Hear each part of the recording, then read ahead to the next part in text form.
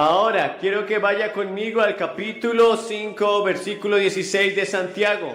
Capítulo 5, verso 16 de Santiago. Confesaos vuestras ofensas unos a otros y orad unos por otros para que seáis sanados. La oración eficaz del justo puede mucho. Elías era un hombre sujeto a pasiones semejantes a las nuestras y oró fervientemente para que no lloviese, y no llovió sobre la tierra por 3 años y 6 meses. La oración eficaz del justo puede mucho. Esta noche vamos a hablar de la oración eficaz. Y si hay una oración eficaz, también hay una oración inútil. Y en un mundo como el que vivimos, un mundo caído, una creación caída, llena de males, llena de angustias, de enfermedades, de tormentos, de preocupaciones, de vicisitudes, de problemas, qué importante e imprescindible es para un hijo de Dios y un cristiano aprender a orar eficazmente. Y la receta de una oración eficaz está en la Biblia. Ahora se nos habla de un hombre que hizo oraciones eficaces, y ese hombre era el profeta Elías. Quizás no conozcan la vida de Elías tan profundamente, pues déjame decirte que Elías fue uno de los personajes más interesantes y vistosos en toda la Biblia. Y Dios lo utilizó durante un periodo muy importante de Israel para oponerse al mandato de un rey malvado y traer un gran avivamiento a Israel. La vida de Elías estuvo llena de mucha confusión. A veces fue valiente y decidido, y otras veces era temeroso y vacilante. Alternadamente, él demostró victoria y derrota en su propia vida. Elías conoció el poder de Dios como la depresión. Ahora, ¿por qué quiero hablarles de Elías esta noche? Porque dice allí en el verso 17 de Santiago, capítulo 5, que Elías era un hombre a pasiones semejantes a las nuestras. Para muchos de ustedes, quizás hacer oraciones eficaces se puede convertir en un gran problema, porque se comparan con grandes personajes, se comparan con muchos ministros y piensan que ellos son mucho mejores que ustedes.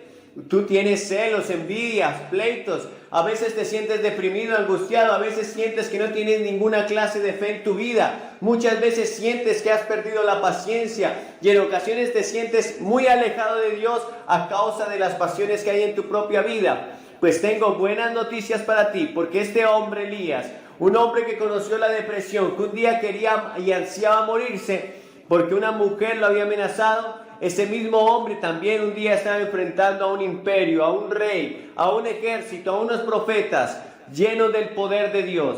Elías conoció tanto el poder de Dios y la victoria como la derrota y la depresión, pero aún así, en esa condición y estando a pasiones semejantes a las nuestras, hizo una oración eficaz.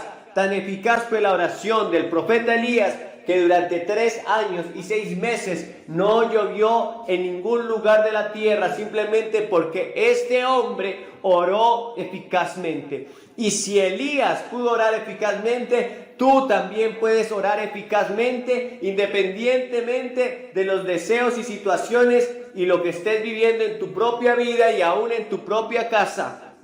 No importa en la situación que estés, la oración eficaz del justo puede mucho, y puedes hacer oración eficaz en esta noche si tan solamente entiendes lo que Dios está pidiendo de ti para que esa oración sea eficaz.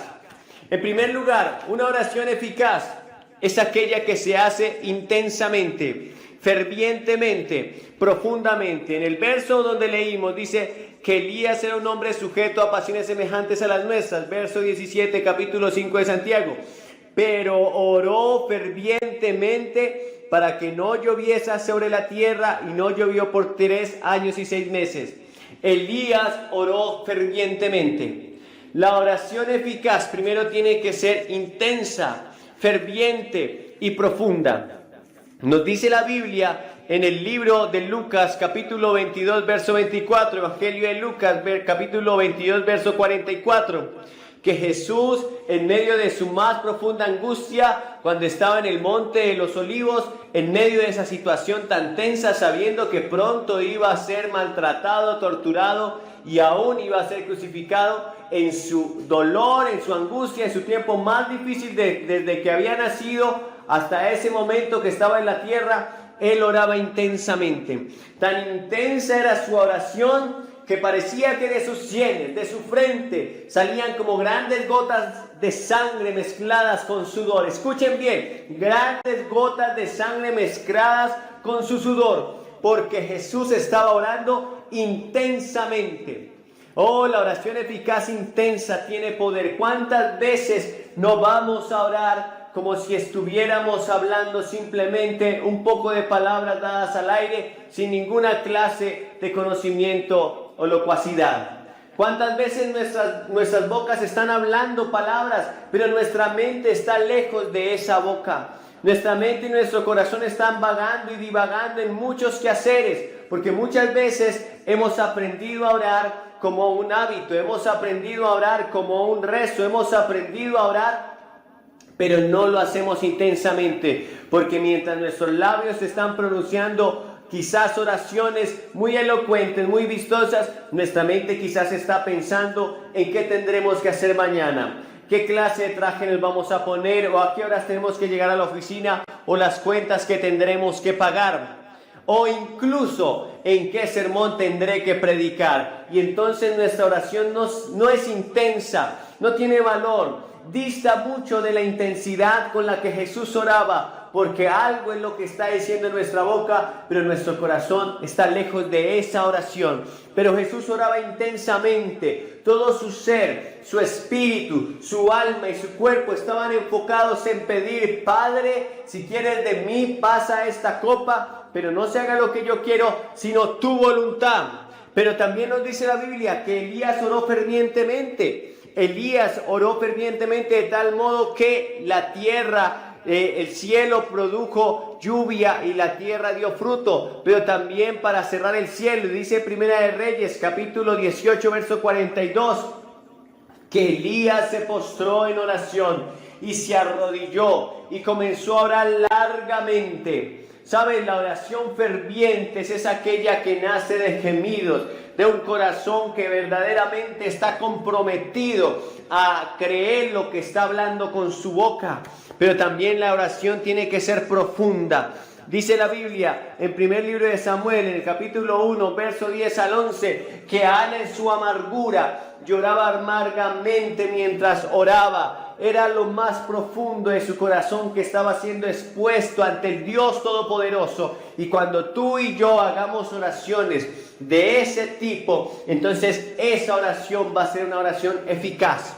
Pero ¿cuántas veces nosotros no estamos hablando y nuestro corazón, nuestra mente están divagando?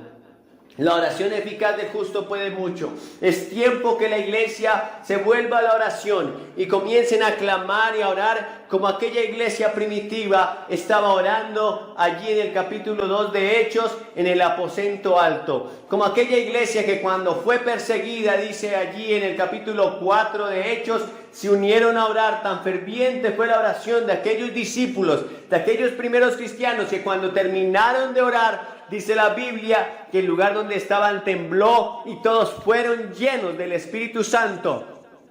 Esa es una oración ferviente, esa es una oración intensa, esa es una oración profunda. Y así quiere el Señor que tú y yo estemos orando para que nuestras oraciones sean eficaces. En segundo lugar, una oración que es eficaz debe estar llena de fe. Santiago capítulo 1. Versos 6 y 7 dice: pero pida con fe, no dudando nada, pues el que duda es semejante a las ondas del mar, que son arrastradas de un lugar a otro. No piense pues quien tal haga que recibirá cosa alguna del Señor. Es necesario que tú y yo oremos fervientemente, pero también esté ese vínculo sagrado de la fe.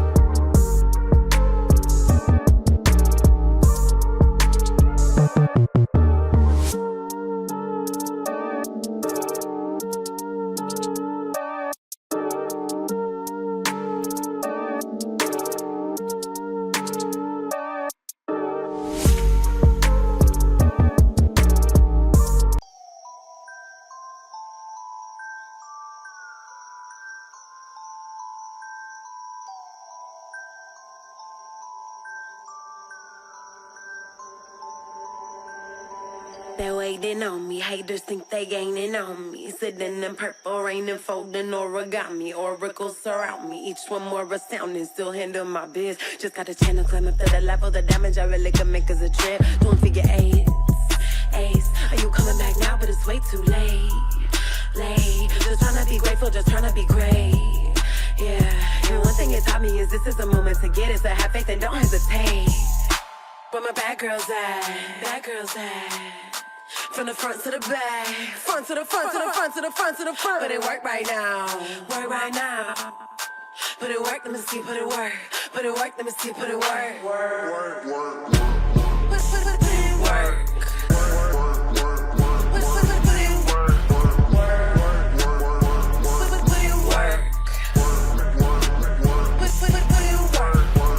Never land, never let my feet touch the floor.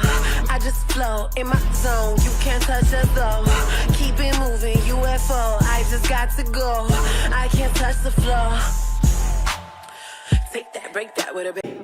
Porque sin fe es imposible agradar a Dios. Porque sin fe es imposible que podamos entrar ante ese trono de gracia y conseguir las victorias que Dios tiene para su pueblo. Tú me dirás, Billy, bueno, yo no siento ni un poco de fe. Creo que la fe se esfumó de mí hace mucho tiempo. De hecho, creo que la perdí y ya no la podré encontrar. Como si hubiera criado alas y se hubiera marchado a vivir en un bosque muy lejano, el cual ya no puedo encontrar. Pues dice la Biblia que a ti se te fue dada una medida de fe. Todos tienen una medida de fe. No hay nadie que no tenga una medida de fe. Dice en Romanos 12:6 que a ti te fue dada una medida de fe. Sea que lo sientas, sea que lo creas, sea que no veas esa fe en tu vida. Sin embargo, allí está tu fe y saldrá justo cuando la necesites. Marcos 11:24 dice: y todo lo que pidas en oración, creed que lo recibiréis y os vendrá. Es necesario que en nuestros tiempos de oración tengamos nuestra fe y nuestra esperanza y todo nuestro sentido de oración puesto en lo que estamos clamando. Esa fe va a aparecer justo ahí cuando la necesites. Tienes esa medida de fe. Tú dirás, bueno, Billy, quizás tienes mucha más fe porque haces grandes eventos, porque haces grandes cruzadas, porque multitudes vienen cuando predicas.